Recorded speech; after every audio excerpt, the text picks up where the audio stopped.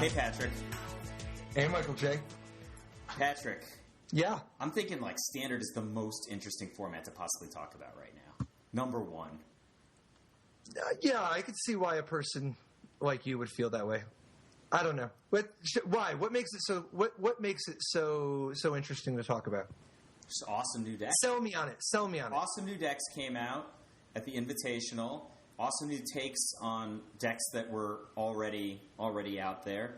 Some twists and turns, more twists and turns than the letter S, and I just think the emergence of new archetypes still week after week or like tweaks on those is impressive to me. I have one archetype I'm thinking about in particular, actually. And so the winner of the tournament, what was the brand new deck they invented? Well, the winner of the tournament was playing Bant Company, but they didn't play Bant Company to win the tournament. Who did they beat in the finals? What was second place? What was the second? JD was second with also Bant Company. But they didn't play Bant Company. Surely, though.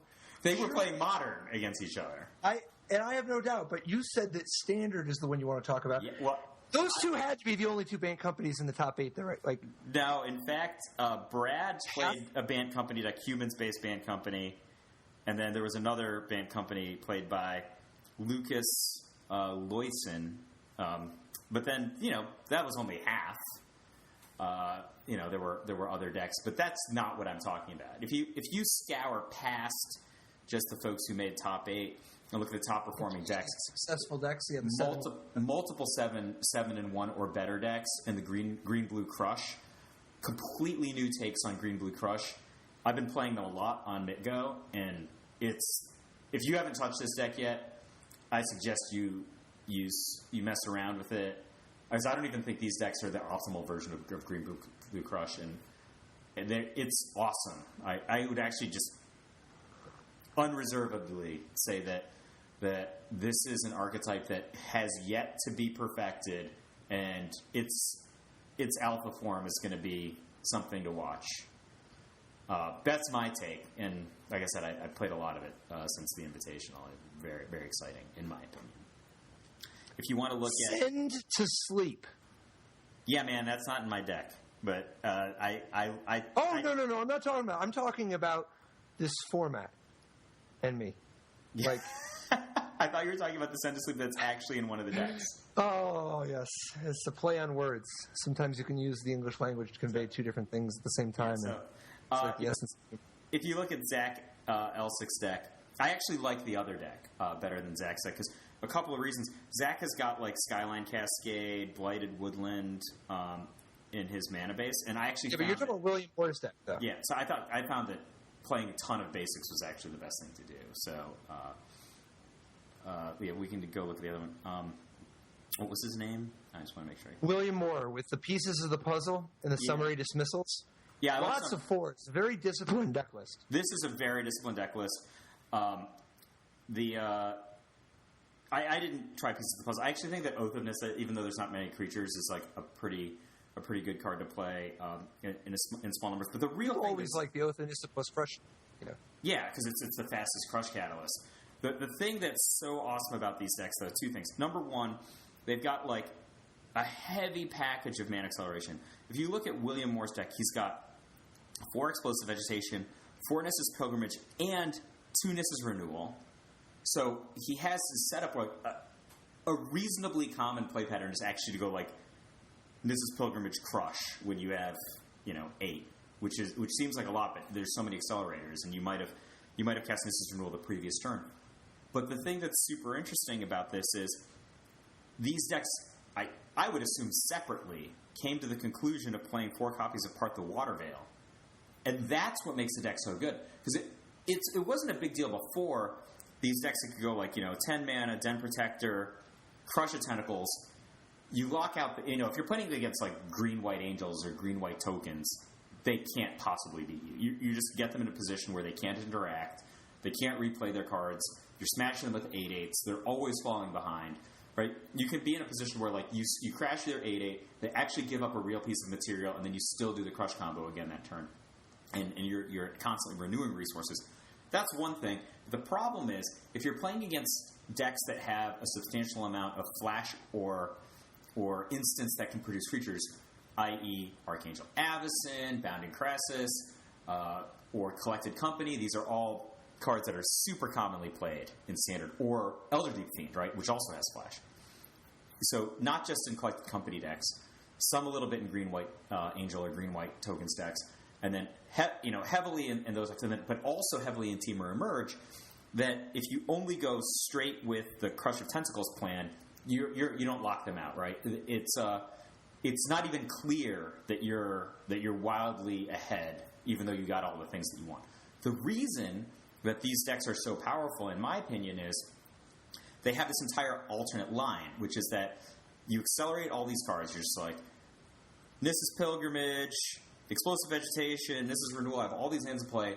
You just start slamming Part the Water Veils. Oftentimes, you slam Part the Water Veil onto a Lumbering Falls, so that it's 6/6 now, but in the next turn, it comes in for 9, right? Because it isn't the hexproof creature land. It's just a land that has 6+1/+1 counters on it. In a future activation, you can actually make it a 3/3 hexproof that's now 9/9. You do massive amounts of damage over the course of a 2-turn window. To me, if you look at these decks, it's like this is like, we talk about the Prime Directive. This, to me, is like everything that you could have ever wanted to do with that mono blue prison deck, this deck does better, and has another awesome plan as well. That's why I think it's so impressive. Like, there's nothing that the mono blue prison deck can do or aspire to do that this deck doesn't do better, as far as I can tell. And I can believe that. And like, that deck could win, to the point of, top 16ing a Grand Prix. This deck actually has multiple awesome lines, which is not even to talk about the sideboard. You draw multiple Jaddy offshoots. It's amazing. I don't think either deck is optimal, because William Moore doesn't have Noose Constrictor, but I believe Zach does. But I tested a lot of Noose Constrictor out of the sideboard. You just play the correct combination of, if you merge these two green-blue Crush decks together and choose the best of both worlds, you have a deck that is like massive advantage against green-white, massive advantage against any kind of the mid-range Planeswalker decks, or like black-white, tokens, etc., and then a massive advantage against Thermo Alchemist. And then you're just pretty good game again. I mean, nobody's like at a massive advantage against. Wait, why is this deck a massive advantage against Thermo Alchemist? First, game one is fairly high variance, which is like, if you go first, and depending on what their third turn is versus what your third turn is, might determine the entire game, right? Because you can put them in a situation where you go like Catalyst Crush 8/8, and they can't ever deal with your 8/8, and all of their incremental burn isn't going to kill you faster than the 8/8 kills them. That's one line. But then after sideboarding, if you go Jaddy Offshoots and Noose Constrictors, they have no game. It's unbelievably bad for them, because most of the damage they're doing to you is based on Fever Visions, just like tinging you for 2, and Noose Constrictor makes it so that never happens. They can never get in with their flyers, because Noose Constrictor beats those guys in combat. If they want to use their heavy burn spells against your Noose Constrictor, fine. They didn't do it against your face. And sometimes you just discard cards and it lives anyway. But then all the incidental life you get from the Jaddy Offshoots is like, it's insane against them. Because they're not set up, or they don't even have the tools really to be set up, where they can fight a Jaddy Offshoot, burn you, and play their A game. Like, those things all can't happen at the same time. Their tools aren't there, right? They're not a deck that has, like, I don't know, a renewable source of Radiant Flames, for example. Right? That would be a tool they would need in order to compete with this line. Because at the same time, you have so many 2-for-1s, and like, if they're trying to play against this is your C plan, right? Like, Jaddy Offshoot, Noose Constrictor is your C plan. It's not even your A or B plan. You still have your mana acceleration plan, and if not 100% of the aspects of your Crush plan or your Part the Water Veil plan, those are both still in your deck. So, like, that makes sense. If they just want to, like, dicker against your C plan, they might not even beat your C plan, but they could put a lot of resources against it. All of a sudden, they're getting attacked by a 9/9 hexproof land, and they're like, they have no way to interact with you. Their counterspells aren't. They don't even have very many, right? Like, so they're just completely covered. You get them on like 3 axes after sideboarding. I think it's one of the most lopsided matchups in Standard, actually. Interesting. I can believe it. I mean, that's a good explanation. And it's super fun. I mean, like, I'm really happy about the implementation of Noose Constrictor and Green-Blue Crush. And the reason is because when you take a card that was one of the historically the most dominant cards in the history of Magic, cross-format superstar, take away a semi-irrelevant ability and replace it with an awesome ability, it's just really non-intuitive that card wouldn't end up being a strong performer. And I think this is at least as a sideboard card right now, it's going to show some legs. Which is weird because it's a snake, so, it's got legs.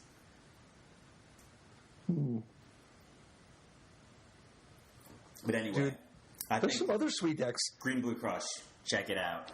You're right. The top 8, the decks were not too out of control crazy or anything. But there were some pretty sweet decks at the event. Like, I know you got to like our boy Shaheen Soorani's Esper Control deck. Like, just from it's cool for there to be this extra dimension. I mean, I know this isn't like your straight up style, but like, this is a pretty sweet list, right? I mean, respect to Shaheen, I believe he went completely undefeated in Standard. He did. He went 8-0 in Standard. Shaheen plays one way. It's just, I think Kai said it was just like, oh, let me see, Shaheen, is the answer to Standard Esper? He's like, yeah, yes, it is. So Shaheen Soorani's deck, it's taking aspects of a lot of different decks, right? Yep. He ends up in the Esper colors, which is not surprising, but his deck's got an Emrakul and 4 Jace Vryn's Prodigy, so it's got 5 creatures. But then he has a ton of Planeswalkers. Right? He has 1 Liliana, 2 Narsets, 1 Ob Nixilis, and 2 Sorens. Then he has a huge combination of spells. And they have like aspects of black-white Planeswalker control, but with like a Silumgar's command. He's got a Coax the Blind Eternities ×1.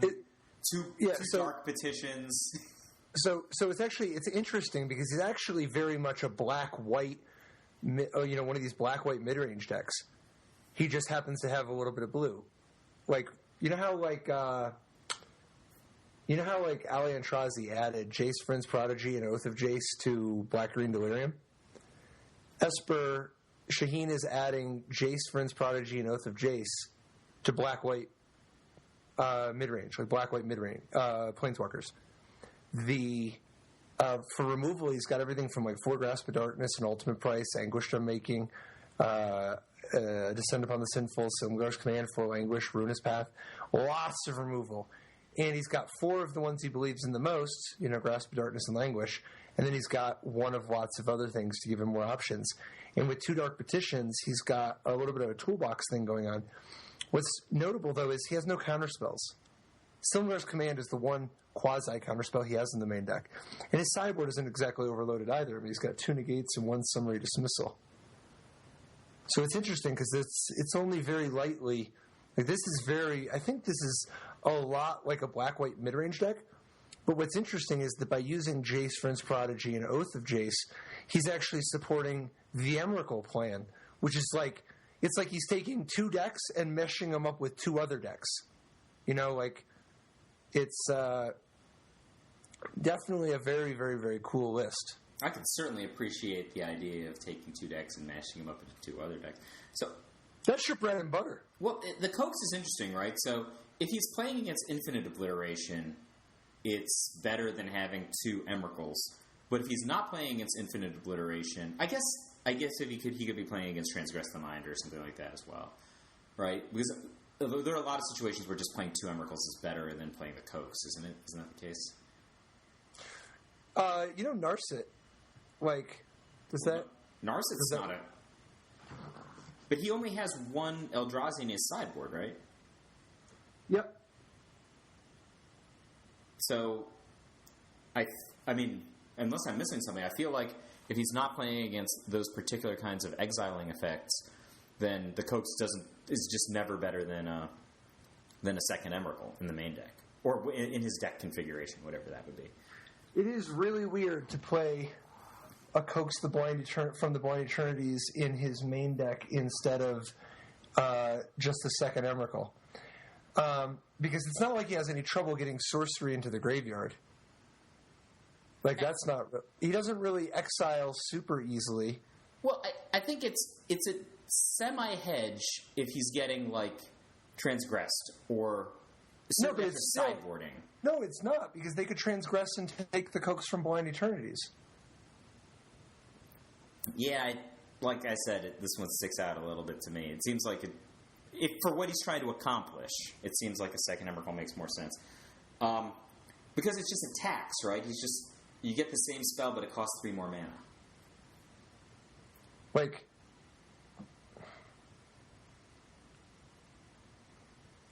Speaking of costing 3 more mana, 4 Oath of Jace, that's aggressive.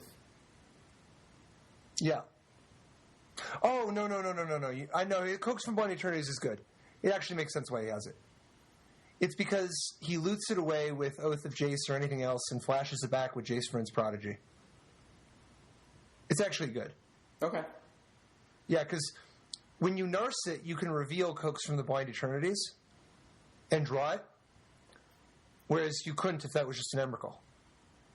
And when you Jace and flash back, it's really valuable in a deck like this to be able to flash back your victory condition. You know, because sometimes early on you can't really afford to cast this Emrakul, so it would be nice to be able to discard it. If you just had 2 Emrakuls, you just couldn't cast the others. You couldn't discard the second one. Okay. Whereas if you have Coax from Blind Eternities, now all your Jaces turn it back on. I actually think it's good. Because he's not exactly turboing out Emrakul very fast. Like, I don't think that the tax is the biggest issue here. I think it's good. All right. I can buy that. What did you think of my man Miles Rodriguez's deck from Top 8, Thermo Alchemist? He had a pretty interesting addition, I thought. Yes. So, go ahead. Oh, so, this deck has got a new addition, X2, 2 Bedlam Reveler. Yeah, Yes. So Miles said he was casting it on turn 4. That was his consistent, and he's like, it was just spectacular for him. It's consistently very good. That's awesome. Yeah, it seems great, and his list is nice and low to the ground. Like he's got 4 Storm Chaser Mage, 4 Thermo Alchemist, 2 Jace. So he's just got 10 2-drops. He's not even playing any of the more expensive stuff. He's also got a lot, like 4 Fiery Impulse for 1 mana, 4 Fiery Temper off and getting Madness for 1, Lightning Axe for 1, Incendiary Flow for 2, Tormenting Voice for 2. He's very, very low to the ground. And he also gets to take advantage of the Collective Defiance Bedlam Reveler combo. Because we talked about this, last week, how Collective Defiance is really, it's spawning new, like it's showing up in places that people were not expecting. And one of the really cool things it does is that it, like we saw at the Pro Tour, powering out fast Emrakuls. Here it's powering out a fast Bedlam Reveler. Yeah, so the thing that I think is interesting about Blue-Red, I don't think there's going to be a single main deck 60 that's just going to be like, this is the main deck 60 for Blue-Red. I think there's going to be a medium amount of customization. Maybe we'll see 4 Bedlam Revelers become stock. I don't know. Maybe Bedlam Reveler will go to 2, or like it is here, or down to 0 like it's been. But I don't think we're necessarily going to see, this is the set 60, How, like we do in some decks, right? Like Black-White in the previous format really coalesced around Owen's deck after some time, right? We were like, oh, this is how many Secure the Waste people are going to play, and this is how many Planeswalkers people are going to play. But that's kind of what happened over time. I don't think that's going to happen with Blue-Red. But what I do think is really interesting about the archetype is the 15 cards that aren't in the main deck 60 have so much play in this archetype, almost more than in any other archetype in Standard. If you look at Miles' deck, he transforms from kind of the Blue-Red, Thermo Alchemist, Storm Chaser Mage, low to the ground, low curve deck to like a Planeswalker control deck. He's got Oath of Chandra, in part because he has so many Planeswalkers that he can bring in to get all this value, right? And he's like got a couple of counter spells, got Dispel and Negate. And he's just, I'm going to play like kind of a mid-range Blue-Red Super Friends deck that has kind of these burn elements. But you could take so many different lines with this. You could play a Thing to the Ice-based sideboard, right? You could become... I actually think that a legitimate version of sideboard for this that we will see, maybe will is the wrong word, we could very easily see as being successful in the coming months would be somebody stocking up on Gold Knight Castigator, 2/1 flyers, and there's like a sideboard is like 15 aggro cards. I can see it. They switch out because think about the cards that are good against this deck, right? This version is pretty soft to Gideon, right? There's like no way to deal with it in the main deck. No. Gideon? Yeah. No. Collective Defiance is just amazing against Gideon. All right, so he has one card. Not amazing. It's not amazing. It's good. It doesn't outright kill it, but it helps a lot. But you're right. It's fair to say that it's not at its best against Gideon. It's soft against Gideon, in my opinion. But if he switches into the blue 2/1 flyers Golden Knight Castigator deck, that deck is awesome against Gideon, right? That's just an interesting, switcheroo, and it is that plan is so different from the main deck plan. The opponents just be completely off on their sideboarding if they don't know that that's going to come. And you can just half do it, right? It could be like we were talking about with the blue-green Crush. You're just like half a Crush deck, half a Time Walk deck, and like 3/4 a Reach life gain deck. And what sideboard is he supposed to take when this is the plan that you have? Because you have all the card advantage. Right? Like, I think you're right. There's a lot of things you could be doing here because you could also just be like, play some sweepers, play some efficient removal, play some counter spells, play a bunch of card draw. There's so many options. If I were to play this strategy, I'm pretty sure because he's got Collective Defiance. How is Sphinx's tutelage not the go-to? Right? Sphinx's tutelage, Collective Defiance, Tormenting Voice seems just like this is peanut butter and chocolate. That's the line I'd take. I think. Right?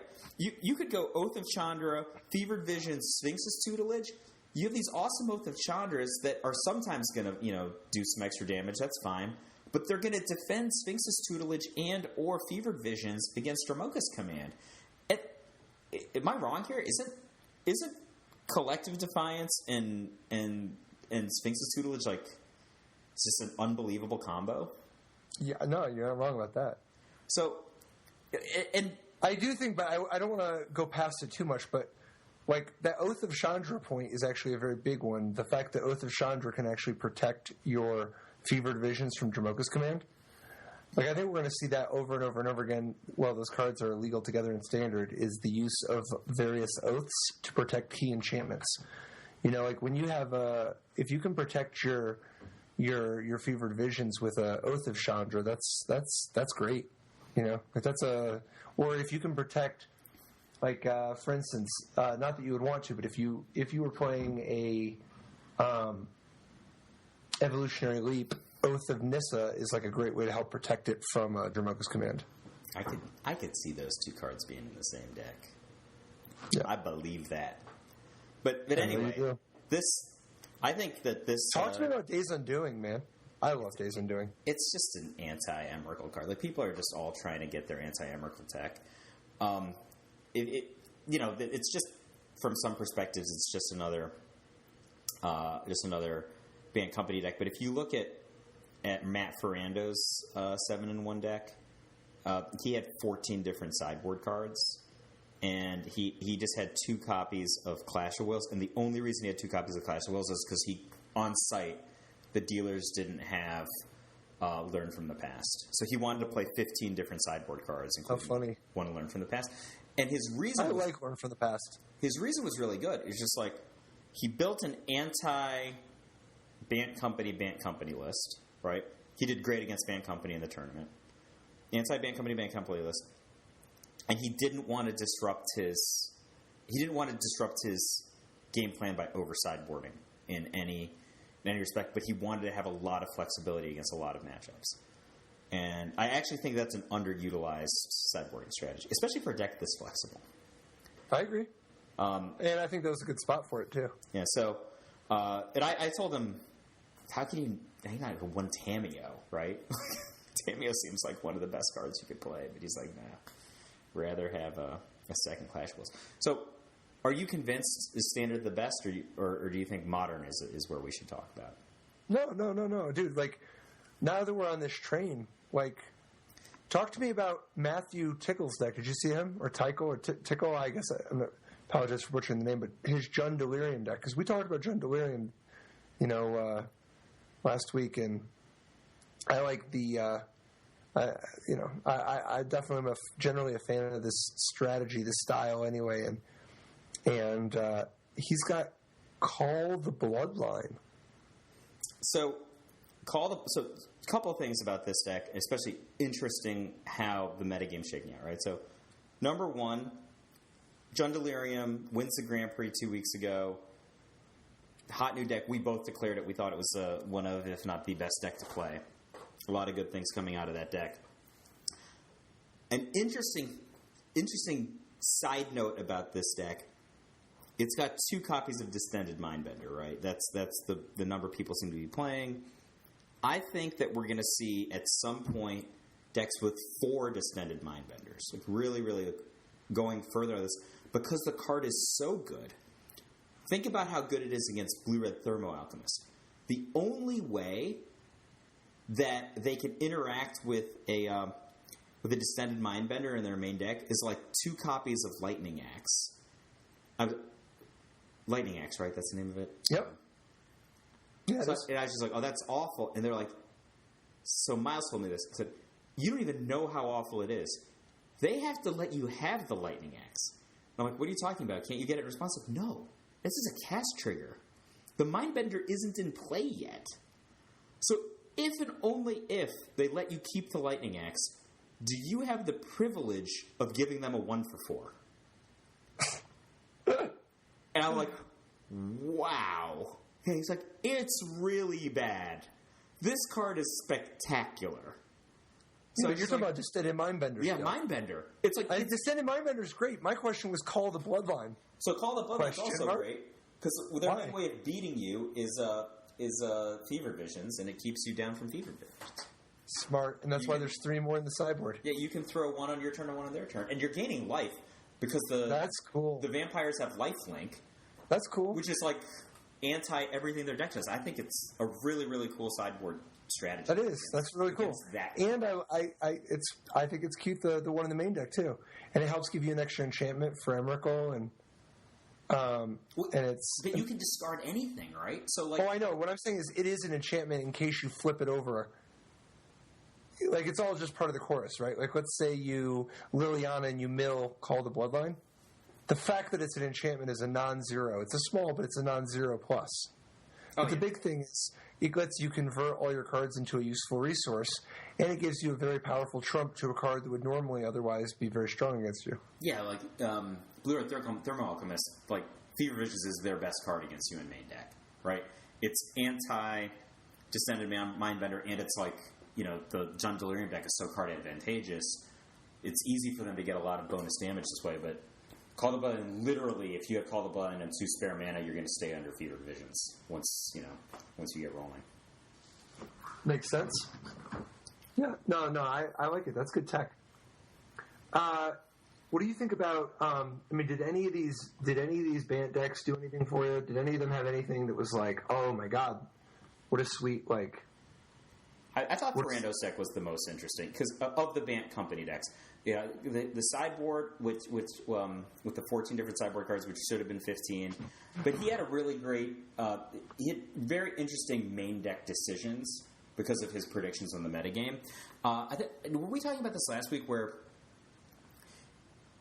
you see different numbers and card choices depending on how open the field is, and if you have like certain of these numbers, which are like a lot of spread out 2s or whatever, you're on the wrong deck, right? You're too distributed. But if you're like very, very certain about what your opponents are going to be playing, you then get to play much more specific cards, and then they end up having an increased amount of value. in Matt's deck, first of all, he didn't play Archangel Avacyn. Instead, he was the Shadow route with Elder Deep Fiend, and he said it doesn't matter what you sacrifice. Because he's really gunning for the mirror. So whatever you have to sacrifice is fine. If you get off the Elder Deep Fiend, you're at a massive advantage. And it also Bounding Crassus as an additional anti-Emrakul play, which I thought was really interesting. What do you think about Display of Dominance? That just seems so strange to me. It's coming up in a bunch of deck lists. I saw, I think there were some in the Crush deck. Yeah, but what is it that they're trying to destroy or protect their stuff from? It's a kind of a counterspell, right? I don't know. Just counter something. That's what I assumed. Do you think there's a specific thing coming up that this card is suddenly seeing a lot of play? There has to be a specific thing, because, 2 mana to protect your stuff from, your opponent just casts, Grasp of Darkness, and you're like, my thing can't be targeted by that. Let's play Fair Magic. Isn't a real I think it's got to be Liliana. The fact that it destroys Liliana, I think, is the thing. I mean, there's lots of things it does do, but that's the thing that I in my opinion, that's the thing that makes me think that, the fact that Liliana or Ob Nixilis or Soaring, Grim Nemesis, all that kind of stuff, Those are all great targets. Definitely. Yeah, 2 for 6 is a great target. And I do like the fact that because it can hit blue or black, it's kind of nice that sometimes you're like, well, I can hit your Jace, Unraveler Secrets, or your Ob Nixilis, Or your Narset, right? We were talking about Narset before. Narset, sure, any of that you kind can of get stuff. you can't get an attacking Dragon Lord Oshasai, though. No. You can only get creatures. Actually, I was really surprised that Shaheen's deck didn't have a Dragon Lord Ochatai line. Well, I thought that'd be a thing, but I guess not. I guess Dragon Lord Ochatai seems abysmal in the format, though. I mean, but if it's in your sideboard and you only side it in when it would be highly effective, then when you're playing a different format. Well, there are some decks that aren't good against Dragon Lord Ochatai. Like what?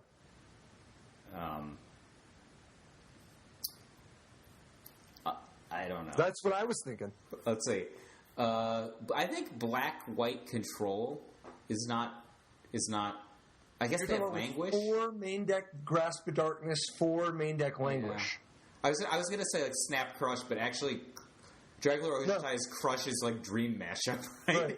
Yeah.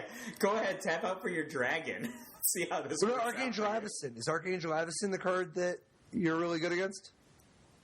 I mean, Archangel Collective Avacyn Defiance poops on Dragon Lord Ochatai. Yeah, it does. That's the fight you want. What about Chandra? Surely Chandra must be at a weakness there, right? I mean, Chandra might just race you. All right, really? It makes me sad if Dragon Lord Ochatai. I mean, I don't know why I'm suddenly sad. It's been months since the card's been any good. The most popular strategies are Archangel Avacyn and Languish to try to kill the Archangel Avacyn. It's a rough world for Dragon Lord Ochatai at the moment. Well, I mean, even just Gisela, right? Gisela fights Dragon Lord Ochatai. Yeah, well, what about Kozilek's Return? Surely that must be the matchup where Dragon Lord Ochatai excels. Dragon Lord Ochatai, it doesn't even matter if it's untapped. Kozilek's Return still gets it for free. Maybe these white aggro decks, the unplayable white human decks with 4 stasis snares, they've got to be where Dragon Lord Ochatai shines. No, I actually think that they probably kill the Dragon Lord Ochatai deck before Dragon Lord Ochatai starts doing too much damage to them. Okay, how about these Delirium decks that play multiple main deck to the Slaughters, in addition to their Languishes and Kozilek's Returns? I was actually just thinking that the Dragon Lord Ochatai might never get cast because those decks all have Elder Deep Fiends and Descended Mindbenders. They have one or the other, and both of those cards are faster than Dragon Lord Ochatai. Yeah. Plus, this format just has so much busted stuff going on that the bar is kind of high. You've got to do some really, really good stuff. What do you think of Joe Countryman's sideboard? He was playing a Bank Company deck, and he sideboarded 3 Narwood Dryads and 3 Noose Constrictors, among other things. He's also got 2 Tamios, an extra Jace, an extra Tireless Tracker. But basically, his sideboard was 5 counterspells, 10 creatures, including a full-on beatdown plan. So, does he have like a very good way to get delirium? No. So maybe is that an anti-white weenie plan? I think it is traditionally primarily about stopping the Jackal Pups. I mean, you can get delirium if you happen to get Tamio and it goes to the graveyard, but this is a deck that doesn't use any sorceries, and it doesn't sideboard any either. He'll have instants. He'll have creatures. And he has Evolving Wilds. Yes, plus Jace to loot. Instant. Yeah, that's it though. Tamio is the fourth. Yeah, I think that. I mean, Noose Constrictor is also an excellent anti-Jackal Pup card, right? You just trade a random card in your hand to steal their mana and keep an advantage on the board. I mean, I can't imagine he's siding in the Narwhal Dryad in any other matchups. No, I don't know. You never know. I mean, sometimes you just got to get funky on him. White is traditionally advantaged against Bant Company, isn't it? It depends on who you ask. Not against Brad's deck, I don't think, but against like these kind of wider, let's play 5 casting cost and Elder Deep Fiend and lots of lands coming to play tapped decks. I think if Tom Ross is the only guy playing the white weenie deck in the room, right? Is Tom Ross advantaged against those decks? I guess that's the only question. Did you see the Bant Company deck that I think Philip? I think he went like 7-1 with main deck Noose Constrictor in his Bant Company deck. I did not see this. Like Philip, you said? Yeah, it's like Marshall. Like he played Duskwatch Recruiter, Noose Constrictor, Selfless Spirit, Sylvan Advocate. You know, basically just a billion twos, but then he also just, instead of Jace Vryn's Prodigy, he played Noose Constrictor. I mean, he's still got 26 lands. Yep. 1 Declaration in Stone. Yeah, the way he pulls it off, the way he makes room, he cuts a Duskwatch Recruiter, which is kind of a travesty. In my opinion, you should just play 4 Duskwatch Recruiters. Agreed. But anyway, he cuts a Duskwatch Recruiter. He's only got 3 Selfless Spirits. He's only got 3 Tireless Trackers, 2 Archangel Avacens. But the thing, he doesn't have any of the fancy stuff like Thalia, but he also doesn't have Jace Vryn's Prodigy. And he shaves on a Dramoka's Command. But like he's just kind of like trimming here and there, trying to squeeze in these 3 Noose Constrictors. I mean, I also notably he has your boy Dragonlord Dromica in the sideboard. I mean, I'm looking at his deck, and I understand Noose Constrictor isn't that much of a change. I almost feel like Surak is better than Archangel Avacyn in his deck. Right? Like, it's pretty easy for him to get formidable. I don't think I would say right to that. Me personally, I don't think that's right. I think Archangel Avacyn looks better. Because it doesn't get spell quellered? It's like, first of all, it's just a much, much, much stronger Magic card. But in addition, it works much better with his strategy in every way. This deck has almost... How do you really feel? This deck has like an overwhelming number of two power units. Surak is supposed to be coupled with 3 power units. This deck plays a flash. Lets him get an additional power, right? By discarding a freaking card? Yeah. Dude, get in there. No, dude, Surak is a main phase card too. Archangel Avacyn is a flash card. It plays into the Spell Queller, Collected Company, the Instant Speed Flash Game, the Activating Duskwatch Recruiter. I want to play Surak. No, I disagree with you on that one. I think Archangel Avacyn would be a better choice. Me. I also disagree with my past. If you were going to tap out during your main phase, you better get something freaking sweet like Tamio. Surak is sweet. I think Surak is going to make a comeback. That's one of my new predictions. Surak might make a comeback, but not if Surak made a comeback, it would be with a creature that, like, it would be in a deck with a bunch of creatures that have 3 or more power, and it would be in a deck that's not about 2-for-1 card advantage. It would be in a deck that's about the beatdown and mana efficiency. It's more likely that he would be alongside stuff like, I don't know, Lightning Axe or Thalia. Like something. Something. Thalia Surak that's a beatdown. Their guys are all coming in to play tapped. Yeah, that's good. No, that's good. That's a good combo. I agree. But like, I just think Surak is just the wrong way for a deck that's full of 2-for-1s. It's mixed messaging. But there is another Distended Mindbender deck that we should probably hit on. What do you think of Greg Spano's Distended Mindbender deck as Black Blue Zombies? So, I mean, it's Distended Mindbender is the sideboard option, but it's still another good home for it, particularly since it's just so sweet sacrificing Prized Amalgam or Haunted Dead or Voldaren Pariah. Even Relentless Dead. I mean, it kind of makes you wish you had it in the main deck, right? If the sacrificing Haunted Dead is too good, that's just... It's a very attractive option. It's so much card advantage. What do you think of the use of 3 Dark Salvations? I wonder why it's not 4. I'm wondering, is it defensible? I don't know enough about this archetype to know for sure. But it seems to me like that's one of the payoffs that you get for playing this archetype. That you get to play that card. Yep. So, I feel like it should be 4. So this is your favorite standard since Megiddo the is that true? No, I just was trying to be controversial because I really like. You're trying to be controversial. Well, I just really like the Green Blue Crush deck. Dude, it comes naturally to you. I thought it was worth talking about the Green Blue Crush deck because I think that deck didn't make top 8, so a lot of people probably just didn't have it on their radar. But it is awesome. It's so. Look, you have to play with it, I think, because there's just 2 really powerful lines, and the cards all work well together. And because White Weenie isn't currently very popular, it's really, really strong. I think if everyone were playing all Jackal Pups, it'd be way worse than the main deck. You get run over before you can do stuff a lot of the time. So while we're touching on the Invitational, I would like to look at a couple of the modern decks, if we could, just a couple of the modern decks that people played, because it was really impressive, the diversity of strategies that people were packing. I read your article. How come you didn't talk about Miles' modern deck? There's only so much time in the day. Yeah, but he played the same 75. This is a good man. The same 75? Yeah, he played my 75.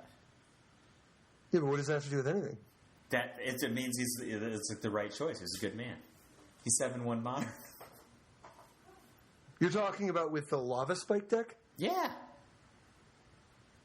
Flores, this deck is 4 Rift Bolts, 4 Lava Spikes, 4 Searing Blaze, 4 Lightning Bolt, 4 Boris Charm, 4 Atarka's Command, 4 Goblin Guide, 4 Monastery Swift Spear, 4 Eidolon of the Great Revel, 20 land, and then a split between 2 Grim Lavamancers and 2 Lightning Helix to have 2 extra creatures and 2 extra burn spells. This is like a work of art, a work of genius. Dude, it's the most generic Lava Spike deck I've ever seen. That's not true. I think that there must be more generic Lava Spike decks than this. Dude, this deck is pretty freaking close to just 40 Lava Spikes, 20 Mountains. Yeah, I worked really hard on it. I'm not saying it's not beautiful. I'm just saying I've heard this song before, man. Yeah, I think... What's the twist? The balance between 2 Grim Lavamancers and 2 Lightning Helixes? That literally took a text from Peace Ollie. It started out with 4 Grim Lavamancers and no Lightning Helixes in the main, only in the sideboard. But then it became 2 and 2. Yeah, that's like the defining feature. It's some brilliant feat of engineering that the sideboard has 2 Path to Exiles and 2 Skullcracks. No, it's not brilliant piece of engineering. It's because I only had 2 Path to Exiles, and because people were playing Dredge, I wanted to play Skullcracks. That's why. So I thought about playing real sideboard cards against Dredge, and I was just like, well, why would I do that? Their entire game plan is just to gnaw the bone. If I just play 6 Skullcracks after sideboarding, I'm pretty sure they lose to my fair game. That was the strategy. It seemed like it worked out correctly. So yeah, I didn't talk about Miles' deck because it's just... report on Miles' deck. Decided to play 4 Lava Spikes. All right, so Death Shadow. Cameron Rowland's Death Shadow deck was kind of sweet. Did you see this one? Oh, I only looked at Brad's. Oh, no. So Cameron Rowland. Brad's is traditional. Cameron Rowland's is try hard. He's got 4 Traverse He's got 4 Traverse, which he's helping power. He's also got 3 Norwood Rides, and I love Norwood Ride. I think it's just a very underrated card. I think that it should be showing up a lot more. But this deck has 4 Gitaxian Probes to get sorcery into the graveyard for 0 and fast and cantripping. You can't cast it? Does he have blue? No. Just always. It's just Street Wraiths 5 through 8. And he's got Street Wraith also. So he's got Mutagenic Growth, Mishra's Bauble, Gitaxian Probe, and Street Wraith. So he's got instant sorcery creature and artifact that he can use to put in his graveyard for 0 mana. Most of which all just costs 2 life. He's also got, obviously fetch lands to get land in the graveyard. And he's got Tarfire for contributing tribal. And he's got Death Shadow for contributing creature. How funny is that? It doesn't normally come to that, but sometimes you just can play a Death Shadow and power up 2 of your dies, right? You're like, well, I guess I'm still at 15. This is just my life. This is what I do. I just cycle Street Wraith looking for a Death Shadow so that I can just bin it. Well, isn't the Street Wraith itself a creature? Oh, yeah. Yeah, why would I do that then? Become immense. Oh. On a future turn. Who knows? Yeah, that's probably usually not really how it goes. It's probably more likely you're like, oh, I don't have enough Street Wraiths, so I just got to play Death Shadow. It's like a Street Wraith that doesn't even cost 2 mana. I mean, maybe it's better if for, I guess, any dredge cards. I'm sorry, Delph cards. But no, since I love the One Gore Clan Rampager to make the Traverse so much more effective. Because this is a deck that already has 4-teamer Battle Rage. And when you have 4-teamer Battle Rage, the +4/+2, you're getting a double X multiplier. If you Gore Clan Rampager, your Narwood Dryad, I mean that's 7 right there. And if you teamer Battle Rage it, now you're talking about 14. And heaven forbid that you're getting a multiplier in your Mutagenic Growth or you become immense. And it can't be countered, right? That's actually, an interesting thing about that card. It doesn't trigger Eidolon. It can't be countered. It also removes bridge from below. I guess the channel doesn't know, but either way, yes, it can't be countered, and it's a different kind of trick than people play against all the time. And I love the fact that one Gore Clan Rampager makes Traverse have so much more utility. I also like the fact that Traverse here helps power the sideboard: 1 Spellskite, 1 Fairy Macabre, 1 Ingot Chewer, 1 Shriekmaw, 1 Malira. This is a smart use of Traverse, in my opinion. He's trying very hard. I think that Death Shadow is.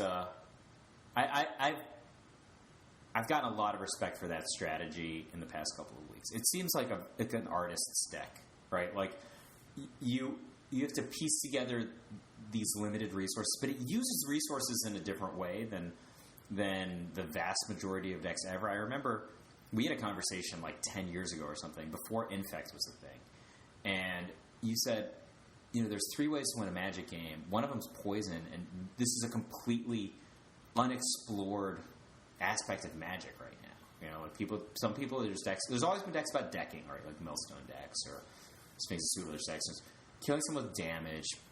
Dude, I don't know what you mean by 3. Dude, Mortal Kombat. At the time, there were 3. Mortal Kombat, man. This is before Odyssey, I think. But seriously, the Death Shadow, it approaches the resources of Magic in a different way. Like, if you look at how Brad tanks on, like, how deep he's going to go on life total, on what turn, when he's going to push, like, if he's going to lower his life total during combat, Plus, there's, like, just the Mutagenic Growth tricks against Sure Thing removal it's just, it's wildly exciting to watch. I think that deck is, I have a lot of respect for dude, what about with it. What did you think of Arya Ruhi's list?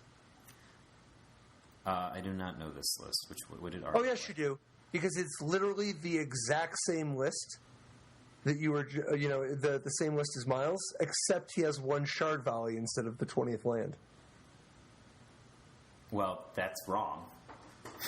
because that's different. You want 20 land exactly. But this one's 59 of 60 perfection? Well, I don't know. What's his sideboard look like? I have no idea. His sideboard is a little funky. His 19 land burn deck has 3 Flames of the Blood Hand, 3 Exquisite Firecraft, and 3 Molten Rain. Yeah, in addition to the Slicing Foam, 2 Searing Blood, and 3 Path to Exile. I cannot co-sign that. You don't even have 3 land in a lot of games. Dude, 3 Flames of the Blood Hand is wild. Actually, this isn't the same deck. Because he actually does have 4 Skullcracks in his main deck. But does he not have a Targus Command?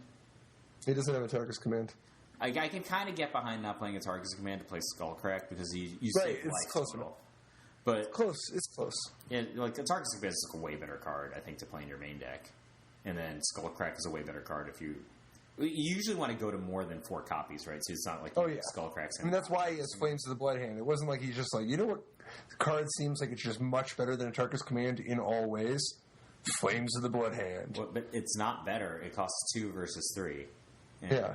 I mean, the additional point is okay, but the additional point's irrelevant if you can't cast the card, right? That's the problem, right? You have to operate. You have to be infect with 2 lands and play a bunch of times, right? That's a challenge that you have to get through. And if you have a bunch, well, I guess you wouldn't have Flames of the Blood Hand in your deck against infect.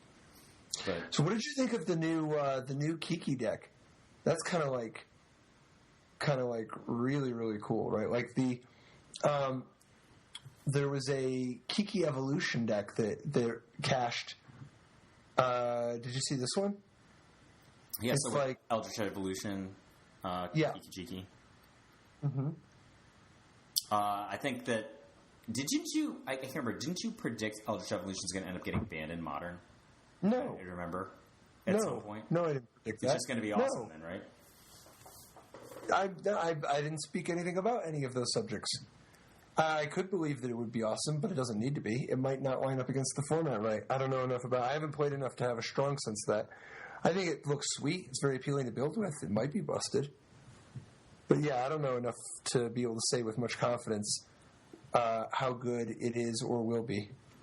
But this list used Eldritch Evolution to kind of like replace Birthing Pod in what would have been a Kiki Pod deck. But so what's cool about it, I think, is that it's so fast, right? Because you could just like jump into the future with it from 3 up and then win. Yeah, and this is a strategy that has a little bit more utility to some of this Eldritch Evolution stuff than might meets the eye. Like, for instance, Wall of Roots is kind of fun because for the fact you can put a counter on it as one of the 2 mana, you can put a counter on it and you only need 2 more mana to be able to convert it into the Restoration Angel you need for your combo. Or alternatively, you can sacrifice a Voice of Resurgence to go get your Restoration Angel. But you could also, alternatively, you could just go get Pia and Kirin Noir. And you just sacrificed Voice of Resurgence.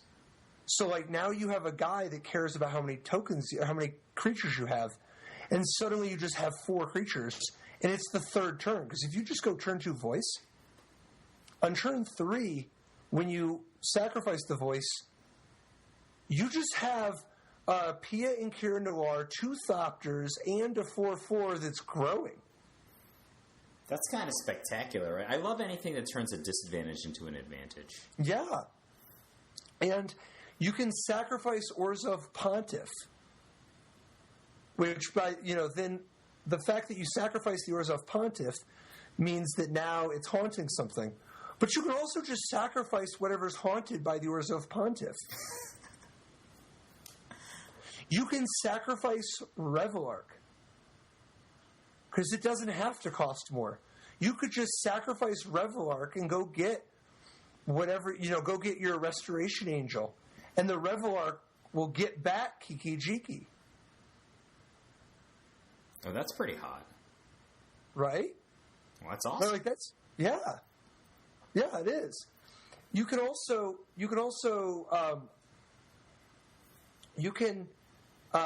obviously you're really just trying to set up the whole Kiki Jiki, the Mirror Breaker plus Restoration Angel combo. But there's other stuff that goes on here. Right? Like, you've got Anafenza as a utility card that helps the beatdown plan. Because, like, you can just go turn 1 Birds of Paradise, turn 2 Eldritch Evolution, turn the Birds of Paradise into Anafenza the Foremost to just punish a dredge deck. Right?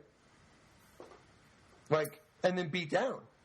Like, you've got a little bit of that hate bears thing going on. And it has kind of a nice curve, right? Like, it's not like you're not cheating on any, but it just makes it so that your one Anafenza is like you have 5 outs to the one Anafenza on turn 2. You know, like ways to tutor it up. You can also Eldritch Evolution and go find your one Ors of Pontiff to just sweep their deck, sweep their tokens. You can sacrifice Kitchen Finks. And go get a Kiki Jiki, and then your Kitchen Finks comes back, and you can copy with Kiki Jiki. Yeah, that's super hot. I think just to play fair magic against somebody. You can sacrifice a copy that you make with Kiki Jiki. You can. I mean, there's just so many combos. This deck has 1 Siege Rhino, so you can actually play some of that whole Restoration Siege Rhino thing. But you can Kiki Jiki your Siege Rhino every turn.